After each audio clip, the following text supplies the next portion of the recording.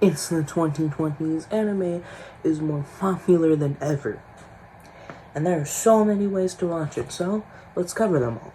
So there are many ways to watch anime nowadays, and a lot of people don't even know half of them. I mean, most people actually do, but I wanted to make this video. So, the many ways of watching anime, and this video isn't to shame anyone, except for some people who watch anime a certain way. And you see, you kind of list the many ways to watching it, because there are so many now. And this doesn't have any list, but starting from just the most likely one that you use, and the most accessible and cheapest way is watching anime through streaming services, aka any streaming service that you can have, like Netflix, Hulu, Amazon Prime, Disney Plus. So watching anime through streaming services is the most easiest way, and you just pay a monthly fee and you get almost unlimited amount of content, ranging from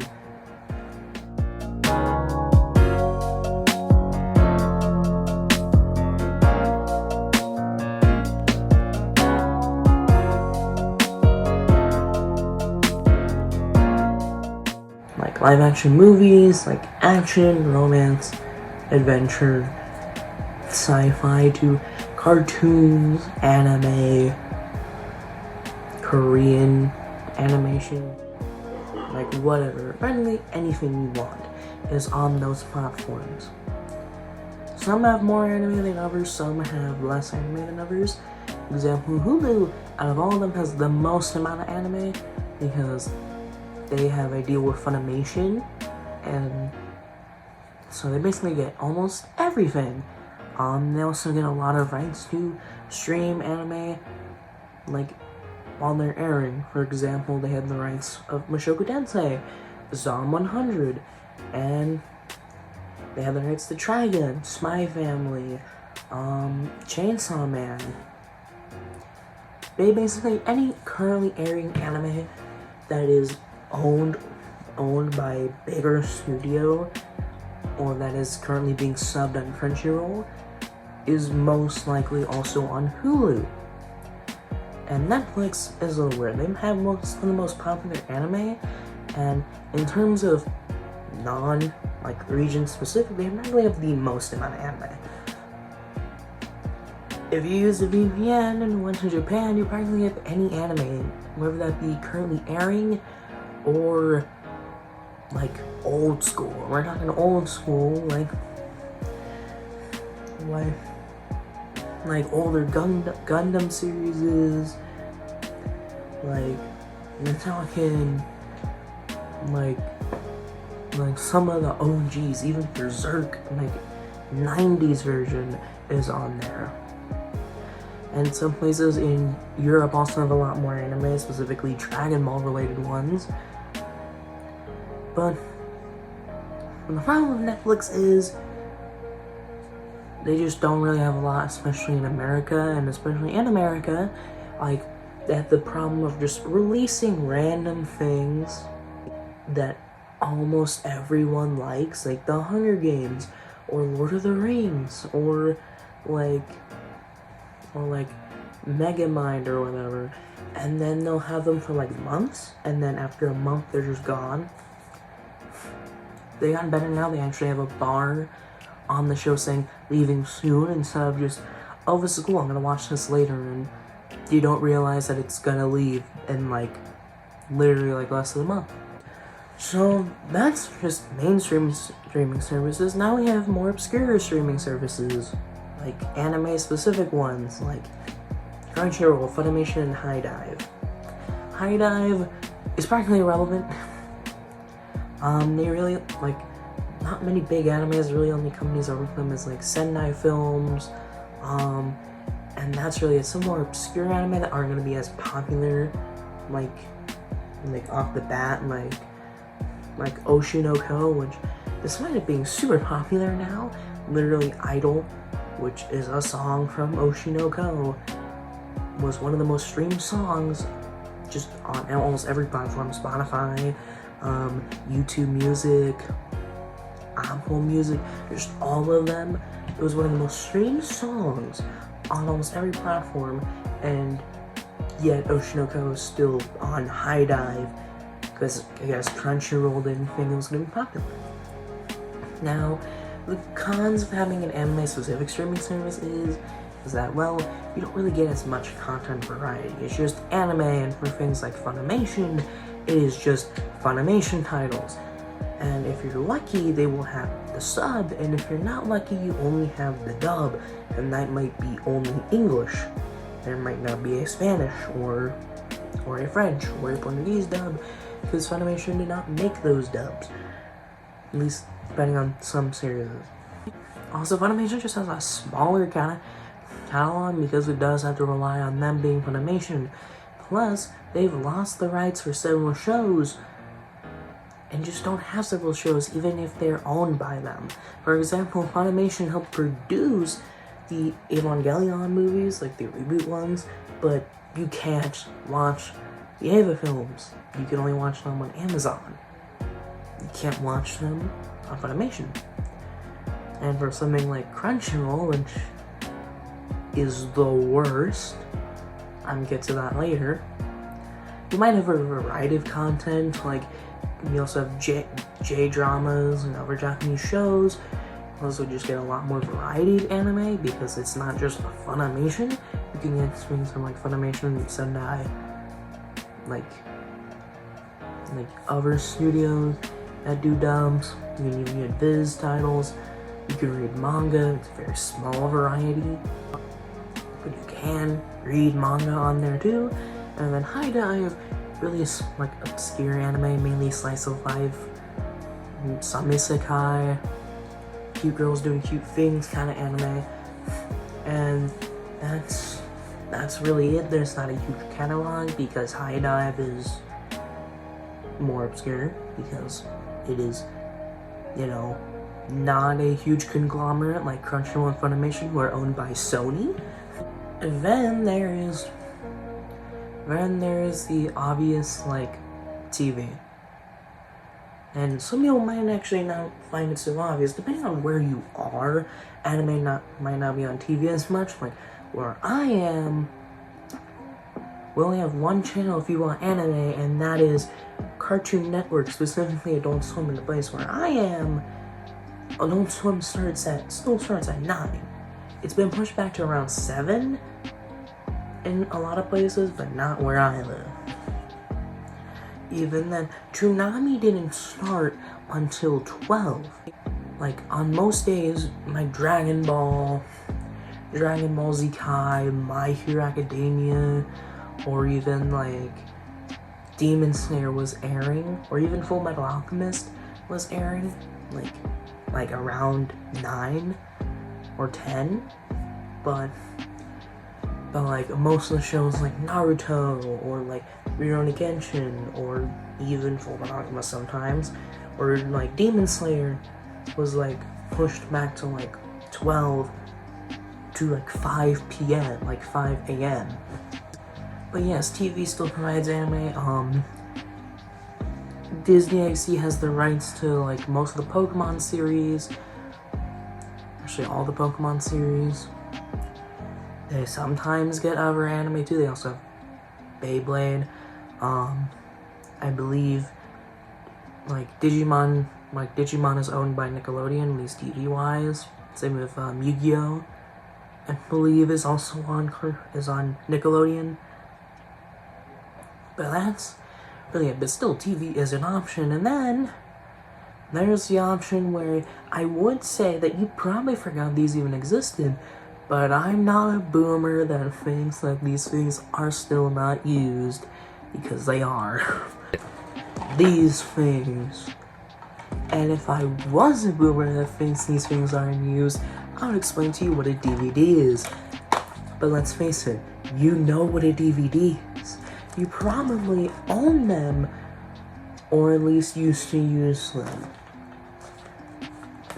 Now, I guess we should probably explain a little more. Now, DVDs are probably the best way to support the industry. Crunchyroll kind of just gives the money back to Funimation instead of the studios.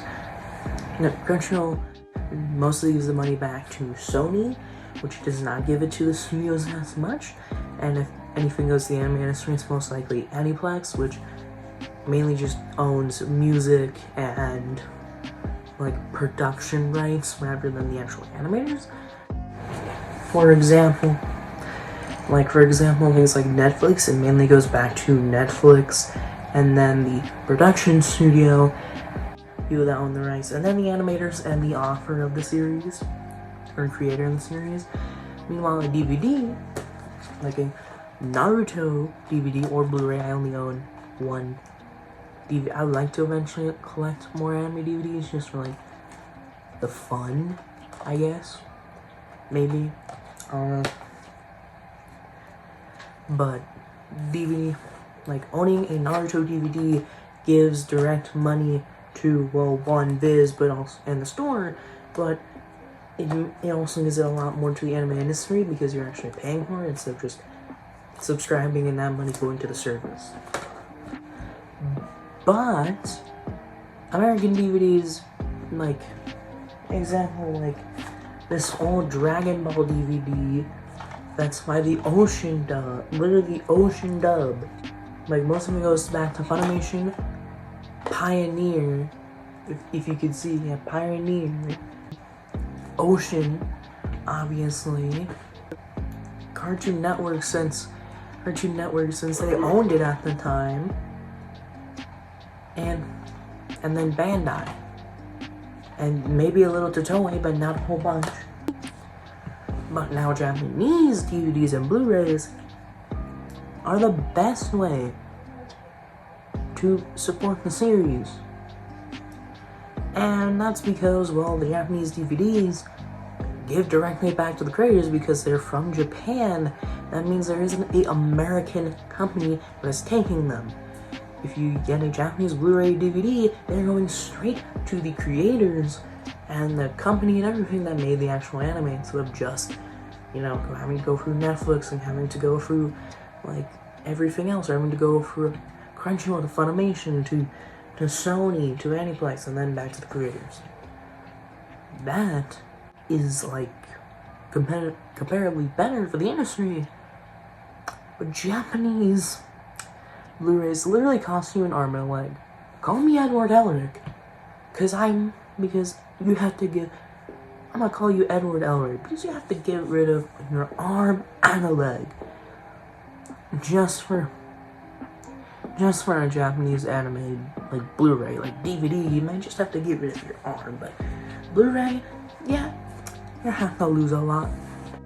Unless you live in Japan or somewhere close to it, the import price is going to be exponentially higher than buying a simple American DVD, which you can find at a Walmart, like, bargain bin sometimes. I literally found, like, I think it was, like, one of the filler episodes at a Walmart bargain bin. One of the filler reasons. So that's all the legal ways to watch anime, and then now we have to move on to the things I cannot give full domain names to because my lawyer advises me not to tell you the domain names. Then there's, like, streaming, like, on pirate sites, which is probably the most convenient way. And like I said, streaming, like, on mainstream services is, yeah, kind of a little bit more convenient. Like, I mean, it's convenient in terms you probably already have them, but piracy, it's just one, like, typing, click, and then boom. Compared to, unless you don't have the service and literally having to pay for it and everything. Some streaming services don't exist in some countries, like, example, Crunchyroll, Funimation, HiDive do not exist in a whole bunch of countries. Hulu does not exist anywhere besides, like, the US and Canada. Disney Plus doesn't have anime in the US and Canada. I don't even think they have it in Mexico either. And things like Amazon have like a weird selection either way. With pirating sites, you basically just click on, the site and avoid the pop-ups and the redirects. And then boom, you're watching millions of anime. I guess maybe not millions, but thousands of anime. They can be new, old, pretty recent, sub, dub, whatever. You practically you can literally watch almost anything.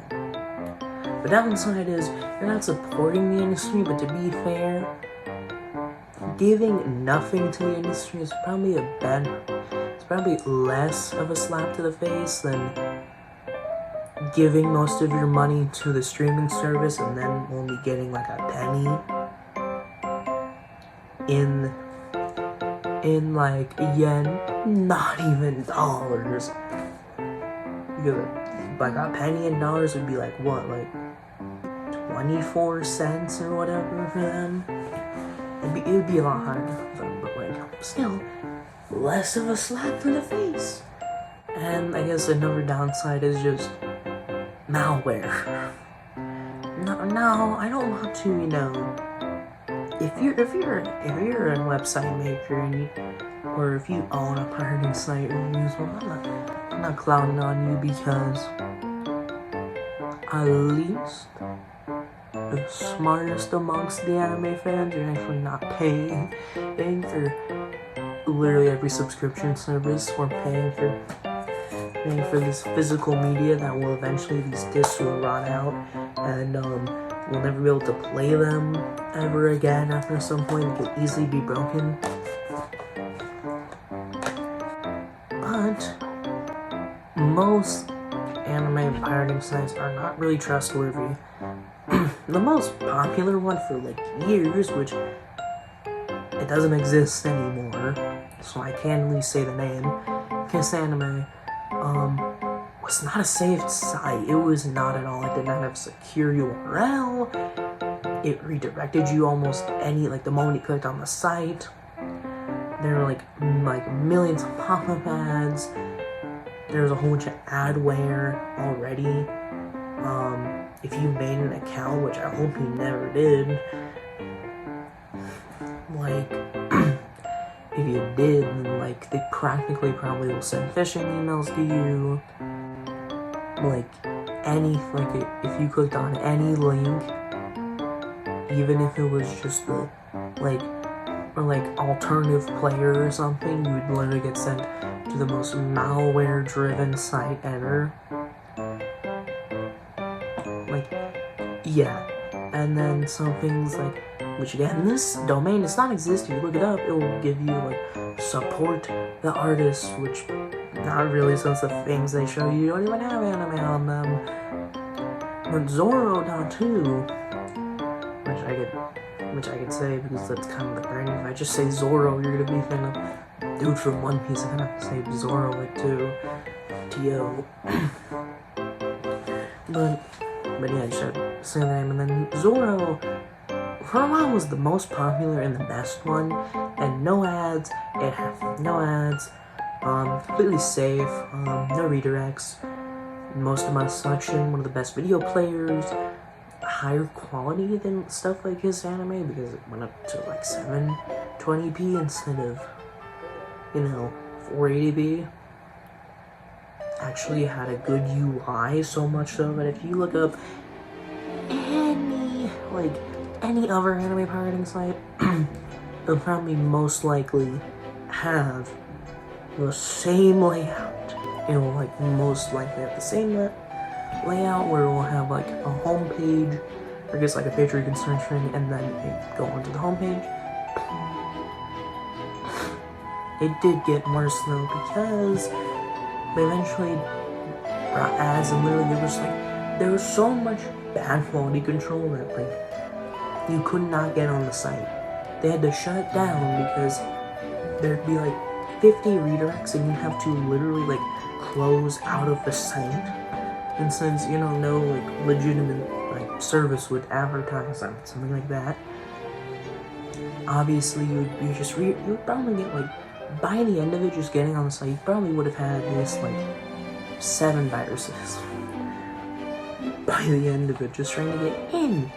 the site, not even the homepage of the video, just to the site. And then eventually it calmed down. It was like a redirect when you went to the homepage, and then when you tried to press play, that's it. And then there's the other not supporting industry on torrenting, and can't say much, can't give a lot of information when I don't have it, and two, just looking into it is also kind of bad, because torrenting, unlike piracy, is like, in terms of just streaming on a site, that's okay for you, like technically, because you're not downloading anything, you're not like actively sharing other things. Torrenting and peer-to-peer sharing is basically, somebody has that file, then basically when you download it, they share it to you, which means you own that file now. That is yours, and that also means people can download it from you too now. So basically, you're an accomplice, unlike just watching a file on a video player on a website.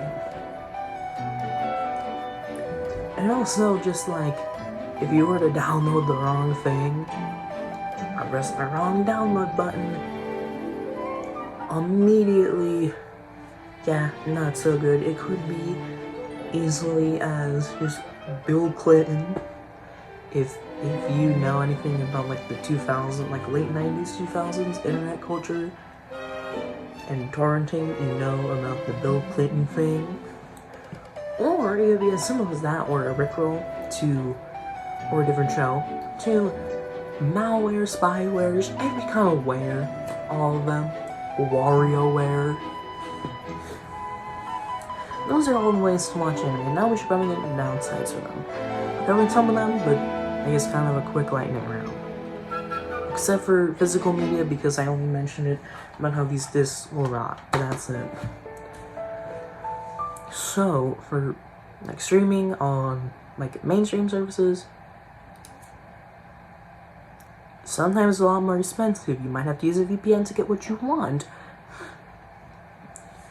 Might not have what you want in general, and it has a smaller selection. Using anime platforms, like specific platforms, either does not have dub, specifically for Crunchyroll, just horrible service overall. Like, literally, if you want to watch anything, you need to pay for premium. You get like 15 shows that you can watch about it. Horrible service. Also, they pay like their subtitlers like what, 89 cents or something for like episode. Like, it's way below minimum wage. I don't know how it's legal. I don't know how. And then, if we're just not Crunchyroll specifically, they also might just have like shows that you don't want. They might have a worse version. They might be censored. Also, because they're on the internet and not ran by a huge company most of the time, they most likely will be barely pushing 720p. I'm looking at you, Crunchyroll. I shouldn't have to pay premium for 1080p. It is like the 2020's now. Why would someone need to pay just to get 1080p? Why? That is the standard. Now for watching things physically. One, yeah, this will rot. Two, if you're getting them from Funimation, Funimation also just has a horrible release schedule. They like to release them in, like parts, like season 1, part 1, and season 1, part 2. Most of the time, like, they're more expensive, or as expensive as the complete seasons. They also don't really have good, like, standard releases. You either get, like, a Blu-ray with a DVD, or just a DVD and not a Blu-ray. Like, if it says Blu-ray, you'll probably have a DVD. But if it says DVD, you probably want to get a Blu-ray. It only works one way. Often, just, like, getting a lot of DVDs might be more expensive than paying for a service, because all of those add up. One, they're less accessible, you might not have a PlayStation 3 or 4, or even PlayStation 2, or a DVD or Blu-ray player just lying around anymore.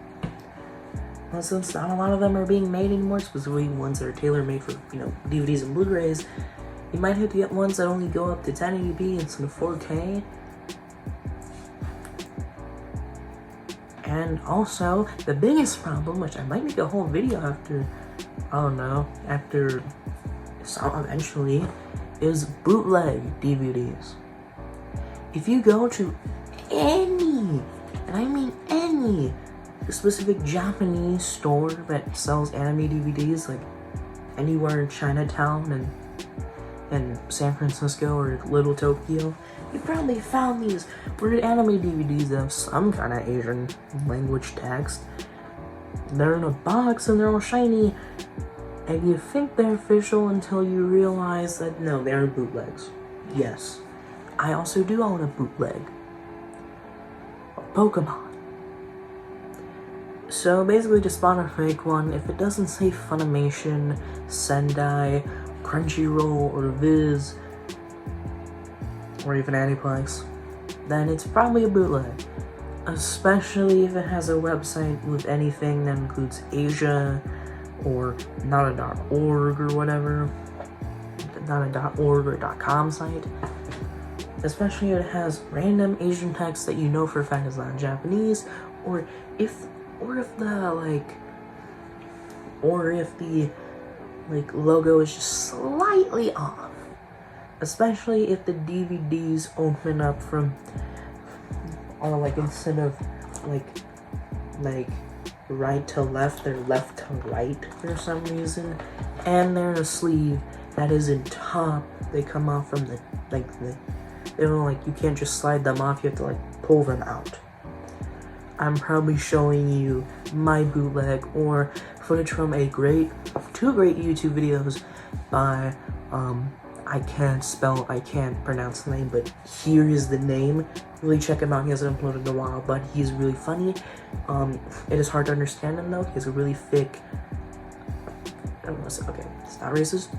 He has a really thick Malaysian accent, but he kind of goes in detail about the Malaysian and Chinese bootlegs of anime DVDs.